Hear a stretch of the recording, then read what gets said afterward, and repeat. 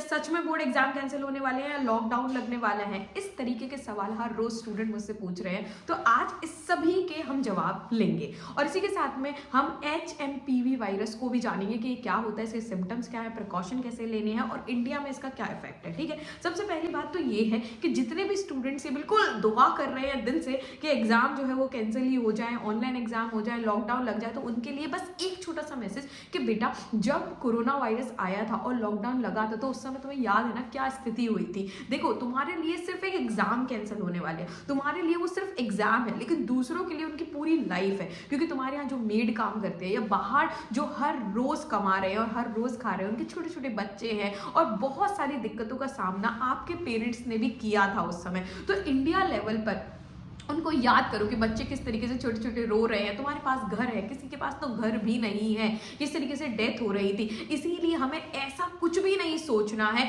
कि लॉकडाउन लगेगा या कैसी भी स्थिति क्रिएट होगी। बोर्ड एग्जाम है ना, मेहनत करके हम देंगे, लेकिन इंडिया और पूरे वर्ल्ड में हमें एक अच्छी फीलिंग के साथ में इससे लड़ना है। ठीक है, तो चलिए HMPV वायरस की बात करते हैं। ये ह्यूमन मेटान्यूमो वायरस है। ठीक है, इसके जो सिम्टम्स हैं वो कोरोना की तरह ही होते हैं। अगर हम बात करें तो उस समय जो कोरोना के सिम्टम्स थे कि फीवर आना, हाई फीवर इसमें आ सकता है, इसमें आपको फैटीग फील होगा, रेस्पिरेटरी सिस्टम में मतलब आप सांस लेंगे तो उसमें दिक्कत आ सकती है और इसके साथ में निमोनिया जैसे सिम्टम इसमें देखे गए हैं। अगर मैं HMPV वायरस की बात करूं तो एज सच इससे डरने की बात नहीं है। अगर आप अच्छे से प्रिकॉशन लोगे तो इससे बहुत बेहतर तरीके से लड़ा जा सकता है और ये फैलने के चांसेस भी बहुत कम है।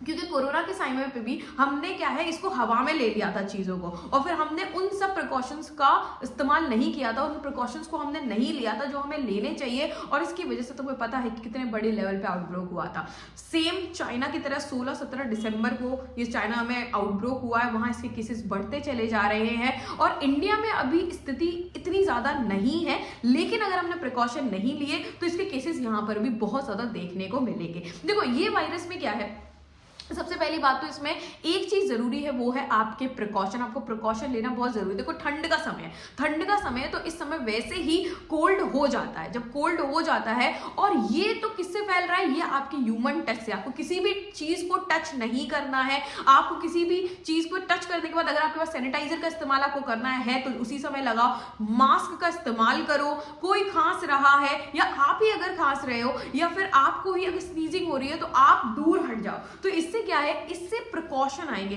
और ऐसी चीजें खाओ जिससे आपकी इम्यूनिटी जो हो वो स्ट्रांग हो। तो एज सच ये अफेक्ट नहीं करेगा और लॉकडाउन जैसी स्थिति क्रिएट नहीं होने वाली है। एज सच अभी ये इतना ज्यादा मतलब इसकी mortality rate as such high नहीं है। बस इसकी क्या है, ये बहुत जल्दी जल्दी अपने आप को मल्टीप्लाई कर रहा है, तो बहुत जल्दी जल्दी लोगों को हो सकता है, लेकिन प्रिकॉशन बहुत ज्यादा जरूरी है।